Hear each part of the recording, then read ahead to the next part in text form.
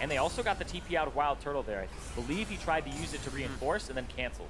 And I was right, 8-minute big plays. Except Flame had to use his Zanya's defensively. Okay. Yeah, but like that TP from Wild Turtle, something that you can't appreciate as much is that from like the spectator perspective, he couldn't have done that earlier because Nocturne ulti. The Nocturne ulti is going to stop you from teleporting. You can't actually click on anything during that time and TP. And the Nocturne ultimate now lasts 6 seconds. Waiting for a small engage into the mid lane. Quan goes in, Santorin's there, and he just misses that leap shot to get into range. A nice turnaround from the culling from Cody's son, and they slow things down as Meteos Scuttle Crab number 4 in the bank for him this game. As he goes for Rift Herald now. Holy moly, the control on this top side of the map has been intense for 100 Thieves. Yeah, that was a yikes because Quan didn't hit his ultimate before he W'd. He did it afterwards, so it would have caught Cody's son if he had ultied and then gone for the EW. Granted, it does give you a little more time to react because you see the ultimate animation go off, but if you can hide it and go very quickly, then yeah, it should have been Cody's son taking more damage or potentially even having Santorin get the ultimate onto him, but I think that's actually just a flub in execution there from Quan, or potentially not having the mana. I think it was a flub in execution. But nobody's got help Flame yet. Rift Herald goes down. 40 seconds to be picking that up off the ground, and it was grabbed by Meteos before he died. It dies in his grasps. And now Someday and Ryu are gonna head out of this one. It looks like they'll be safe as FlyQuest just head towards the top side of the jungle. Yeah, gets Rift Herald. Keen, he might get ultied here. Whoa! Dark Flight over the wall, and that's all she wrote for Keen. Thought he was in a safe pathing. Santorin was not there to help. Yeah, and they didn't have the vision on the side of the mid lane, and so Keen walked back an unsafe way. They spot him the whole time, and Someday went into the bush. I thought that the ultimate actually from... Oh, hold on. Right in. A little battle entrance there. Ryu taking damage. The Quill hits. Quan gets out healthy, and Ryu keeps himself alive, denying that kill. Good pressure. And so I actually thought this was a waste here early when I watched it the first time, because Meteos, he ultis right before he dies, right? He picks it up, they kill him. But watch Someday, they ulti, and then they don't see Someday walk here to the right side, and they don't know where he is. He gets in the bush, comes out, and then it's like, wait, Keen, what are you doing? They clears the wave, and then he goes in. Yeah, 100%. They actually should have known that he was there when I see it the third time. So I thought, yeah, man, I thought I had covered him, but he showed himself mid, and then, yeah, that's a big no-no from Keen. It's also 100%. One of those plays for Keen where he says they don't have the audacity to do this after that play. You have to respect your opponent. Someday towards the top side, feeling good at 1-0-1 with the Titanic finished. 104 CS as he goes to clean up a bit more, just under. Yeah, tried to defend him there. Turns out he was not actually respecting the Aatrox damage, which, I mean, a lot of people, it was funny because I talked to a bunch of Aatrox mains, and they're like, I hate it now because people actually kind of understand what to do against Aatrox ever since he got played more and more. And that was one of the big things, is people didn't understand his damage output, how quickly he can burst you with a Q, E, and then having the R, and just all of that massive damage come out from the Massacre and the basic attacks. But he's very front-loaded, but then he bursts you at the start, and then he has this large peak of damage. You can see the Titanic Hydra completed first for Someday for wave clear, and here's a TP, they want to fight. What's the pinch? They're inside, getting knocked around is Someday. He goes down immediately, but he's resurrecting from Budwell. You're going to see Flame going down, and now Wild Turtle falls along with Quan. FlyQuest is just getting obliterated as the ace comes through. They tried to kill Someday, who they stun locked, they knocked him up. He gets off his ultimate right before he drops. He would not have resurrected otherwise, and that is huge for him. He literally bounced house. He was not able to do about anything until he hit the ground in the last second. Now another turret here for Shelly.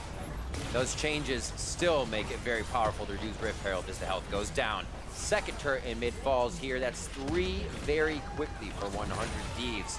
After top falls, they go right through mid. That's 100 Thieves break the Camel's back. 8,000 gold advantage, 15 minutes in, and they were using Someday for the heavy lifting. He has 80% of his blood well here. And then he gets stun locked. They almost drop him. He's basically double-digit HP. Just like here. Bounce. There's the taunt. There's the knock-up. There's the airborne. Into another knock-up. Then right there. He barely gets it off because he will not resurrect unless he has the full stack. Comes back, goes into the back line. Now he's just absolutely decimating it. Woo. That was a hero play there. So seeing why a lot of the top lane tanks are being taken out and Mundo and whatnot, but Aatrox has been finding himself on that ban list, and we really see why. You give him a little bit and instantly can turn around multiple fights after that. And he just becomes so hard to deal with. You saw that's one of those moments where they're going, okay, we can burst him because he's not that tanky just yet, but he rushed the Titanic Hydra. They're able to blow him up, but he gets that last little bit. That was so crucial. That's your spam and R. You're hoping that you get out of it in time. That is a millisecond difference there in that fight where someday lives or dies. 3-0-4, full 100% kill participation for this guy, as well as Ryu at 2-0-5. So there is a lot of movement on this map from 100 Thieves. And that's exactly what you want to see as a 100 Thieves fan, because Cody Sun did an astronomical amount of their percent of team's damage last split. And then when he was on the champions like Vladimir, and then he even played the Lucian before, but it was, where is the rest of the help? Because Lulu was what was played for Ryu. Now they have a lot of damage sources, and they're looking for, can these other guys step up? Ryu, someday carry. It can't just be Cody Sun in the 40, 50-minute games anymore, because that doesn't happen. The long games are less and less likely, and 100 Thieves here are saying, let's get off to an early lead. Almost 10,000 at 17 minutes. We're still at that 8,000 mark, but they are very close to cresting over that 10K. And that's the sweet spot here on this patch. And even in, we say kind of these bruiser comps that can roll over each fight, so the things are really changing that time, but we see just about standard comps on either side, and 100 Thieves has a pretty good clip of making it into the base and what we're seeing as an average time currently in this meta. So everybody has their own way to do it. Some people can find a better way to do it traditionally still. 7-1. However, 100 Thieves now at 18 minutes on the clock. After a 0-2 start on the summer split, they're definitely making, looking to make an impact in week 2. Yeah, because they made the finals, right? 100 Thieves made the finals, and I don't think the strategy or the way that they made the finals by relying on Cody Sun is viable right now, and trying to funnel everything into the marksman in the bot lane. Maybe if you move him mid and have him play Kai'Sa or something, it would work, but Kai'Sa was banned away, and now they're having other people step up. So that's really what 100 Thieves need to start solidifying, is flexibility. It can't just be Cody every single game being defended by his team, and now having these guys step up is huge, especially when you have some carry power in other lanes. Santorin putting a $600 buy in there for a stopwatch himself to try and make some of these plays. FlyQuest knows they're going to be taking fights from 100 Thieves. Why not try and put a few in your favor with a few tricks in the bag? Bot lane is the pressure, as Someday can pretty much do what he wants across the map, creating that yo-yo aggression, then backing off. Here's the fight, though. Right onto Wild Turtle. Tries to get himself to safety, but goes down almost immediately. And it's low health for 100 Thieves, but they're going to sort themselves out and find the way back into the fight. Kill for Santorin after he does get a good use out of that stopwatch. Meteos is looking for that final kill, though, as he hunts him down. A few turret shots through. Cody Sun going to go relentless pursuit over the wall. Gets the AD adaptive shield and keeps himself alive. Flame now going to take some hits. The Dark Flight into the Bloodwell as we see Someday staying alive, and he'll be back again for another fight. Santorin just hiding in the wings now. Can he take down Meteos with a bit of help from the rest of his team? A teleport is coming in, Someday low, and it's going to look to be that last fight. Tries to deny vision with a sweeper, but they're going to get out safely as this fight is over. Yeah, he was playing with fire there. Santorin uses that stopwatch. You know, a lot of stopwatches don't go to good use. Stopwatch keeps him alive during the ignite to save him, and then he gets the counter. We'll see right here. Turn on investment. They get to dive right onto the Wild Turtle. Ryu ulties himself to buy some time here, but then watch this. The stun comes through. As soon as he unstunned, Santorin hits the stopwatch. Ryu on the side, boom, right off the wall. Falcon kick to the face. Falcon knee from Santorin. And then Meteos has to walk under the turret. It was really good from Santorin to kill the minion waves because he takes some damage. But then the hook shot into the flash. That always feels good. A quick kick to the throat. Didn't know it hit him. Gasping for air. And when the opponent has knives for legs, a kick to the throat is very, very different than a normal kick to the throat. 11-4, and we're only at 20 minutes. We were just talking about the clock at 17 minutes-ish. And we saw a lot of movement from 100 Thieves. Well, they just put a shotgun off fight down on FlyQuest and now have a 9,000 gold lead with 4 turrets in their favor. Yeah. Heading towards the top side of the map, FlyQuest say we need some vision. We need to slow down this 100 Thieves snowball. And I do want to temper what just happened because, sure, Santorin just popped off and got 2 kills when he was about to die, but I still believe 100 Thieves won that fight. Oh, yeah. They walked away with 2 people up versus 1. Don't need to be a mathematician to understand that they won that one and that they got to put pressure on the bottom turret. Now they're still up even more gold than they were before, and 100 Thieves are just pushing further and further. Santorin just stopped it from being a catastrophic event. Yeah, that's a good way to put it. Save face at the end, turrets are up, but you are still very much under pressure. You see at the 10-minute mark just how much 100 Thieves started to capitalize on finding those plays. Someday and Ryu just going crazy. Yeah, once they started to roam, I believe that's the roam to the top lane 10 minutes in where they get the turret. And then the next spike is those big fights that happen. Especially that one around the Drake. That one was huge because that looked like FlyQuest might be able to get back in it, but they weren't able to kill Someday, and that really did just break the game open. Look at that. The damage Nocturne, Meteos definitely in his element. Playing champions like this, absolutely loving it. Yeah, it has a stopwatch, so when he dives in, even though he's committed, he'll stopwatch and save himself, but Someday is the massive threat here. He's the one who I don't think you can actually answer in the side lane. Sure, if you're a tank, he's got Conqueror. You're gonna get extra stats from that and just get through your armor. And he also has the Titanic for the wave clear. The Rage Blade, when it's stacked up, is massive for him too, because it means that every other attack is either healing him or doing bonus damage instead of the normal amount where it's every 3. Turtle's gold here. Sitting on 1,400, still looking to complete that Infinity Edge. He's piecing together some core items, as you already have those 2 on Turtle. I'm sorry, Cody-san rather. Blade of the Rune King, Black Cleaver for that culling damage. Bot lane, Someday, as we said, it's going to be hard to take him down, right? The Fog of War on the side of the lane. Are you going to try anything? Because you're just going to let Flame kind of activate towards the mid lane. Say, you walk into the jungle so we have you pinched. Yeah, just a little bit. They wait for Meteos. They won't even let him into the jungle, though. The fear comes down, call the Forge God. He's going to run all the way home, and he'll meet up with Flame on the fountain. That little ram. Oh. Didn't even get a chance there, but that's all that damage coming through. The Conqueror, everything, the Rage Blade. When you get to just beat up on this tank, the Aatrox working out in spades. They were able to pick it. 3rd pick for 100 Thieves in that second round, and it's been massive for them. They got that first blood. Someday has been performing incredibly well today. Aphromoo is like solo holding this top side of the jungle. We just saw him like flexing muscles in front of both Santorin and those guys trying to do Raptors. He is not moving for anybody, and right now the forward of the top lane push. 2 dragons in their favor. None are helping take this down, but they will help for any resulting fight that could ensue. And there's just this massive difference in items now, especially when you're looking at the lanes in like the bot lane here. There's 2 items completed for Cody-san, the Black Cleaver, the Blade of the Rune King, both which are actually very good on Lucian. Blade of the Rune King is rather cheap, but then you look at the other side, Wild Turtle. So rich, go buy. 2 BF swords into having the Zeal, and hasn't been able to spend that money just yet. That's true. Sitting on 2,200 gold.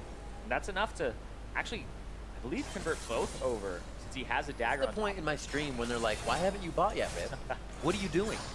So you got to consider how much they have to deal with, what him going back, if there's vision for 100 Thieves, what kind of pressure that creates for him. Here they feel like they have a bit of breathing room, and he'll finally get to go to the bank. Let's see what he puts in his inventory. Rapid fire to the infinity. And that was pretty much exactly what he had in terms of gold. Goes down to like 17 gold after spending. So just needed that tiny bit more. He gets to purchase both. So that's a huge spike. It's not just 1 item coming through. It's 2 massive items for the Xayah. So really he's just being frugal. He wasn't sitting on any money. But it means he was less powerful if a fight did happen or was engaged. They have some engaged power when you're looking at something like a Nocturne or a Lissandra. But he's kind of weathered the storm there. He's made it to these 2 items. You really do turn online completely when you're at 3 items for the Xayah. But the question is, will he be able to make it there? Because Wild Turtle has been pressure across all the lanes. Santorin's really the only one who has a positive scoreline on the team. They're collapsing in the top lane because the Aatrox is just destroying the Ornn. And then in the mid lane, it's rather, I would say it's closer to even, but there's just been so many fights that Ryu has been a part of, and he's been successful in getting the right target locked down, it hasn't made that much of a difference here for King. Oh boy. Into the back line. Nearsighted. Quickness goes down as we see Quan try to lock up the team. Now Ryu's into the back line, and there goes the help as a FlyQuest, absolutely obliterating the rest of FlyQuest team. Keen and the rest are able to pick up one as you see Ryu go down. Meteos falls slowly, but that does not mean they can't grab Baron with Someday and Cody's son. Yeah, they lost 2 for 4 there. It's a 2-for-1 deal today, boys. Absolute dog pile. Yeah, speaking of the dog pile, perfect. Down in the corner. Yeah, they have the Aatrox, which can easily tank this to deal damage. Cody's son on top of it with the lifesteal. So even though they don't have a jungler, they know they don't have to fear any smite steal. It feels so good for Lissandra too, because usually nobody actually stays on your full ultimate. When you use it on yourself, it's kind of a saving thing, but man, did they hit it good here. Yeah. Quan, ease, taunts across. Quickness. And then the W isn't really in the back line there. It was in the bush. Not sure what it looked like, but he's not able to kind of stop them from rolling over the team. And like you said, that dog pile, these fights are so hard to understand what's going on in them because it's just these big circles, these big threats just jumping in. And with the Nocturne ultimate on top of it, they can't really see how Ryu is approaching the fight. They see less than we see. And that's scary. That's scary to think about. Kind of hard to multitask when things are just popping out of the woodwork.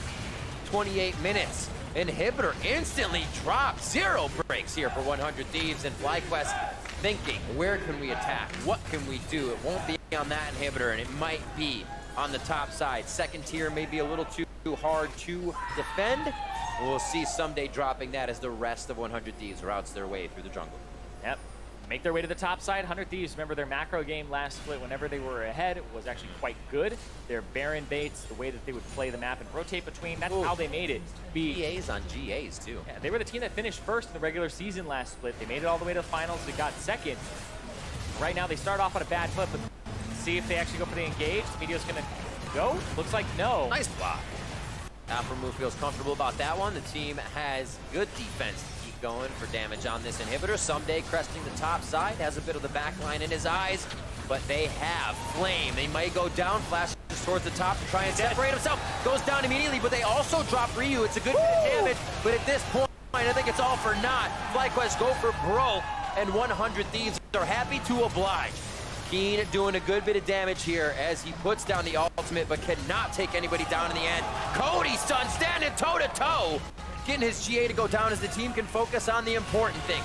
The Nexus and the Nexus turrets. Keen still at 100 HP, or sorry, 100% HP. Watches the Nexus go down as 100 Thieves pick up the win. 100 Thieves pick up the first win of the split for them. Happened in week 2, but they got to be happy about that. They stopped their slide. They stopped the loss streak that could have started for them. And they make it so that FlyQuest are now on an 0-3 start themselves. But that looked like, if you're a fan of 100 Thieves, it's exactly what you want to see. Someday able to carry a game, Ryu able to pivot, and they play to the top side of the map, and they didn't have to play around Cody's son in this game. Good strength all around. As you said, Ryu, Someday, and Cody's son as well. They almost didn't try to bring too much to him, knowing that once that top side was going, they weren't saying we need to get more going. Let's flow with this, because at one point he was a few levels down and they were just saying farm it up, do what you got to do to get those items, and we saw him doing that for a while. Same with Wild Turtle. He actually had a hard time getting his items under control, and even more levels down, being kind of let go in that bot lane. Yeah, I think it's all kind of this thing that snowballs together where 100 Thieves got the top Scuttle Crab twice in a row. They were able to get some Scuttle Crabs away like from every Santorin. Scuttle Crab in the game except for the first one on both sides. It's crazy. And a lot of that was, Keen didn't have the lane priority of the pressure, and Santorin got chunked out once, had to give it up. Then it's like Meteos gets more pressure because he's level 6 first, gets to go to the top side and force Santorin away from that. And the Nocturne is very powerful. It's why we're seeing it banned away, because there's more teleports in the game now with marksmen or bot laners taking them. So 6 seconds of not being able to TP in a fight it basically isolates a target better than almost any ability in the game, right? We even have things like the Camille Hextech Ultimatum, but it's still not the same level of isolation as having the Nocturne ultimate in the lane.